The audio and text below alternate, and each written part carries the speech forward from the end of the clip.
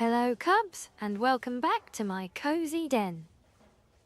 We're here once again at the Blue Palace in Solitude, Skyrim, for another book reading. So grab yourself a tankard of mead and pull up a bench. I hope you enjoy the series, and if you have any suggestions or requests for what to read next, then let me know in the comments below. And now on with the saga of the Wolf Queen, book number 7, from the pen of Inzalicus, 2nd century sage. Third Era, 125. The exact date of the Empress Kintyra Septim II's execution in the tower at Glenpoint Castle is open to some speculation. Some believe she was slain shortly after her imprisonment in the 121st year, while others maintain that she was likely kept alive as a hostage until shortly before her uncle Sepphoris, king of Ghislaine, reconquered western High Rock in the summer of the 125th year. The certainty of Kintyra's demise rallied many against the Wolf Queen Patima and her son, who had been crowned Emperor Uriel Septim III 4 years previously, when he invaded the underguarded imperial city.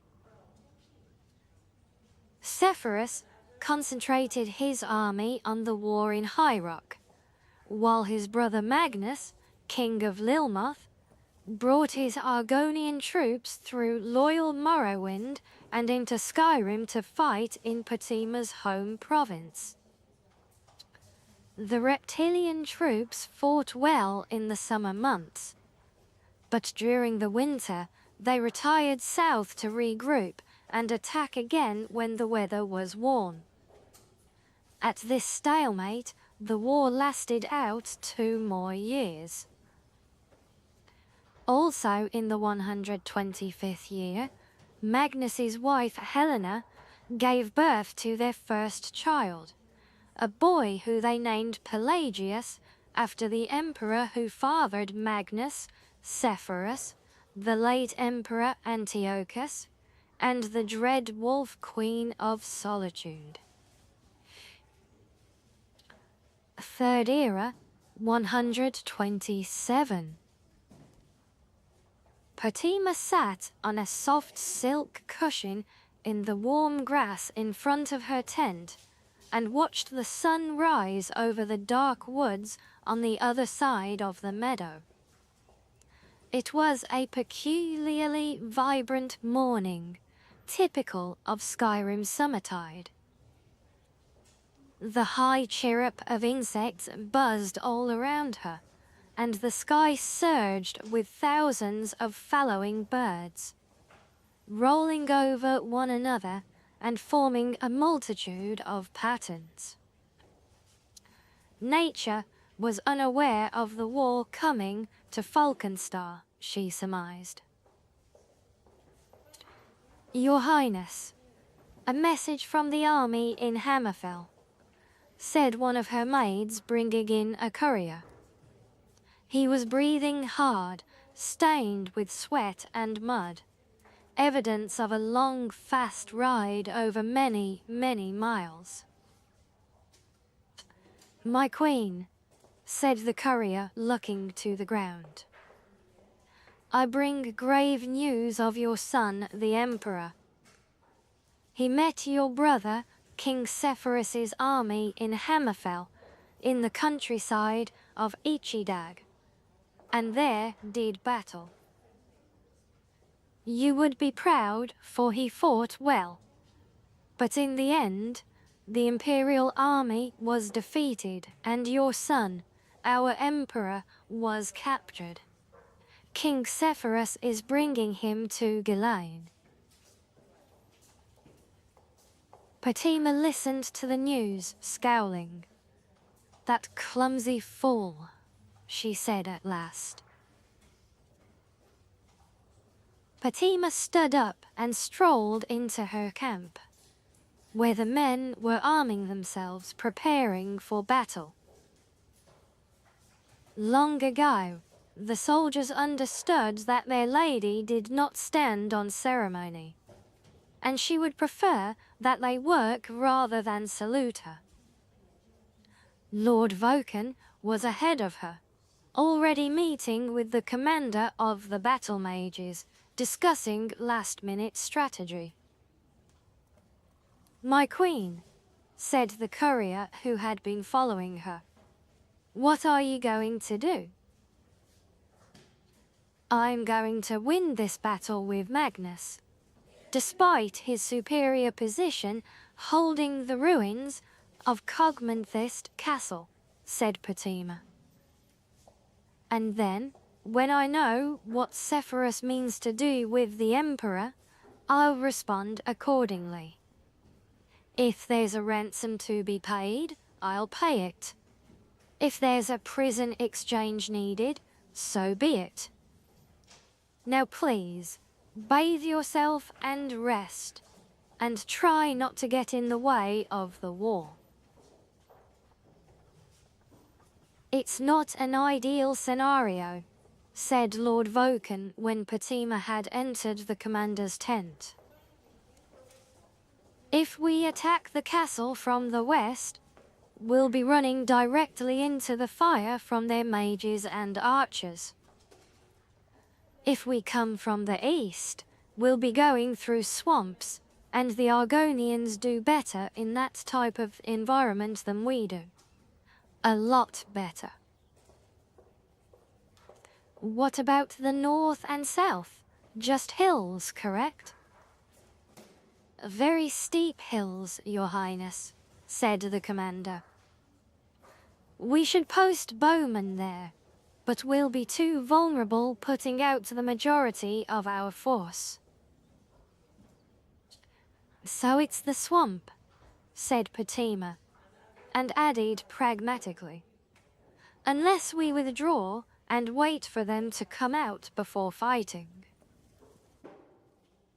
"If we wait, Zephyrus will have his army here from High Rock, and we'll be trapped between the two of them," said Lord Vulcan. "Not a preferable situation." "I'll talk to the troops," said the commander. "Try to prepare them for the swamp attack." "No," said Fatima. "I'll speak to them."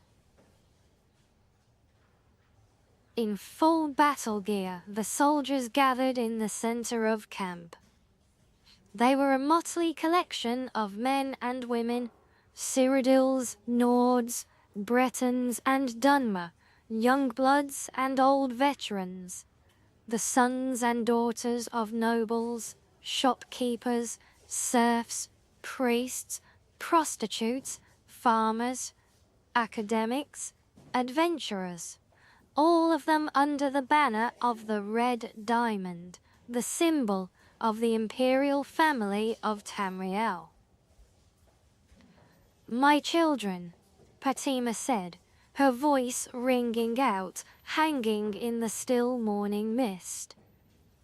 "We have fought in many battles together, over mountain tops and beachheads, through forests and deserts. I have seen great acts of valor from each of you, which does my heart proud.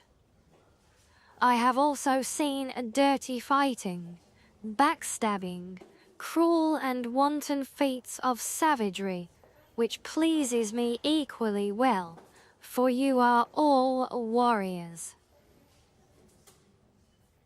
Warming to her theme, Fatima walked the line from soldier to soldier, looking each one in the eye. "War is in your blood, in your brain, in your muscles, in everything you think and everything you do. When this war is over, when the forces are vanquished that seek to deny the throne to the true Emperor Uriel Septim III, You may cease to be warriors.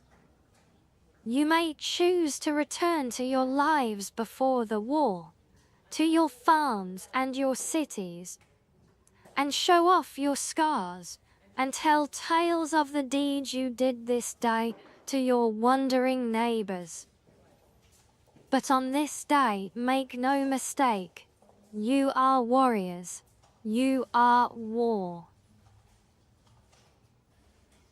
She could see her words were working.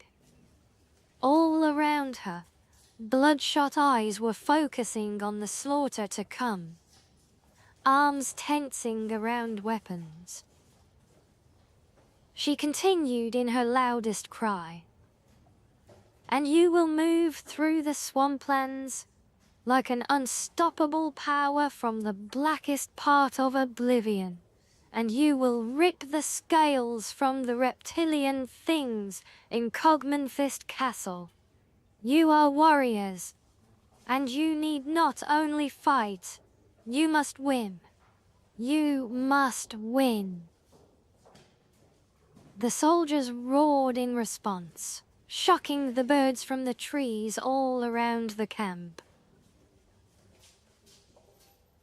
From a vantage point on the hills to the south, Fatima and Lord Vulcan had excellent views of the battle as it raged.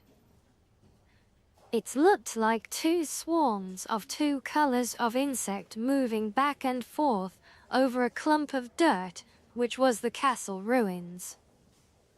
Occasionally, a burst of flame or a cloud of acid from one of the mages would flicker over the battle, arresting their attention. But hour after hour, the fighting seems like nothing but chaos. "A rider approaches," said Lord Vulcan, breaking the silence. The young Red Guard woman was wearing the crest of Ghislaine, but carried a white flag. Fatima allowed her to approach. Like the courier from the morning, the rider was well travel-worn. "Your Highness," she said out of breath, "I have been sent from your brother, my Lord King Sepphoris, to bring you dire news. Your son Uriel was captured in Ichidag on the field in battle, and from there transported to Ghislaine." "I know all of this," said Fatima scornfully. "I have couriers of my own. You can tell your master that after I've won this battle, I'll pay whatever ransom or exchange." "Your Highness, an angry crowd met the caravan your son was in before it made it to Ghislaine," the rider said quickly. "Your son is dead. He has been burned to death within his carriage. He is dead." Fatima turned from the young woman and looked down at the battle. Her soldiers were going to win. Magnus's army was in retreat. "One other item of news, Your Highness," said the rider. "King Sepphoris is being proclaimed emperor." Fatima did not look at the woman. Her army was celebrating their victory. And there you go, cubs. Until next time, stay cozy.